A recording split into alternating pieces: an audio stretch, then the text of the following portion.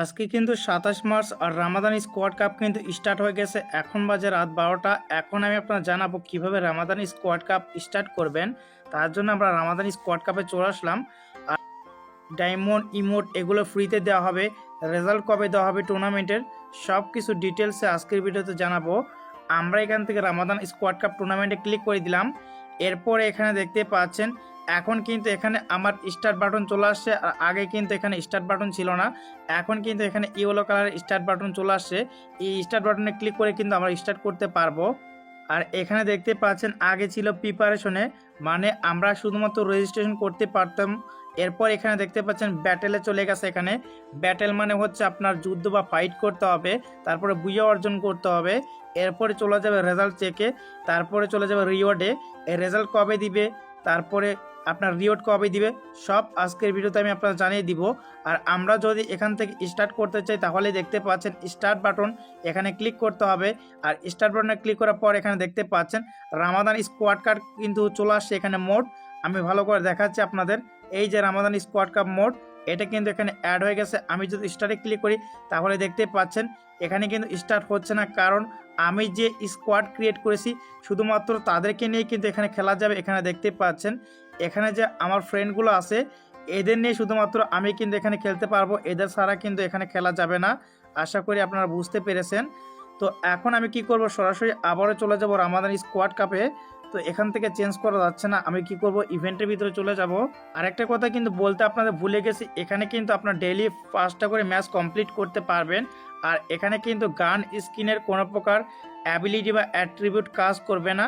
তবে আপনি চাইলে গান স্কিন নিয়ে গেমের ভিতরে খেলতে পারবেন, এতে করে কোনো প্রকার সমস্যা হবে না। আর আপনারা কিন্তু রেজিস্ট্রেশন আর করতে পারবেন না, সেটা আগে থেকে বলে দিচ্ছি আপনাদের। রেজিস্ট্রেশন আর নতুন করে করা যাবে না, তবে আপনারা যদি আগে থেকে স্কোয়াড ক্রিয়েট করা থাকে আপনি চাইলে সেই স্কোয়াডে জয়েন করতে পারবেন।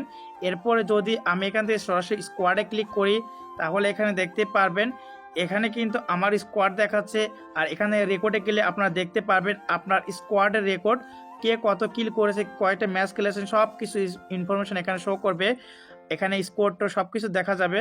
তো আমরা এখান থেকে লবিতে ক্লিক করলাম। এরপরে যদি এখানে রিওয়ার্ডে ক্লিক করি তাহলে দেখতে পারবেন আমরা যদি এখানে রিওয়ার্ডে ক্লিক করি এরপর এখানে দেখা যাচ্ছে আমরা 5টা ম্যাচ কমপ্লিট করার মাধ্যমে কিন্তু এই রিওয়ার্ডগুলো ফ্রিতে পাবো।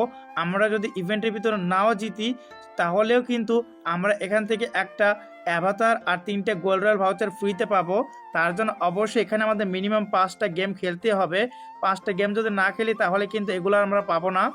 এরপর এখানে দেখতে পাচ্ছেন লিডার বোর্ড রয়েছে। আর এই লিডার বোর্ডের ভিতরে কিন্তু দেখাবে যারা রিজিয়নে থাকবে বা পুরো বাংলাদেশ সার্ভার লিডার বোর্ড কিন্তু এখানে দেখাবে, কে কত নম্বর পজিশন আসে সেগুলো কিন্তু এখানে শো করবে।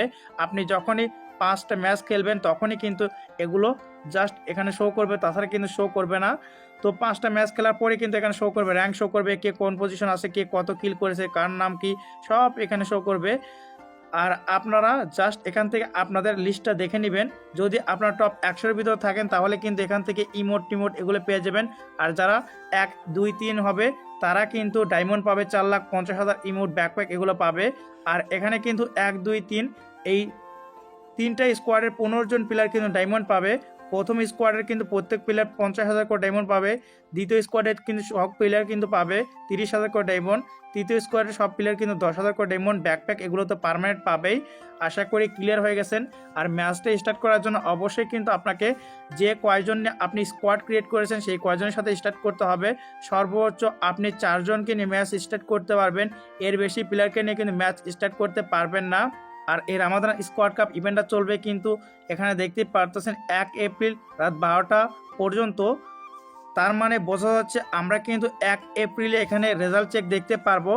1 এপ্রিলে কিন্তু রেজাল্ট চেক হবে। আর 2 এপ্রিল কিন্তু আমাদের মেল বক্সের রিওয়ার্ডগুলো পাঠিয়ে দিবে।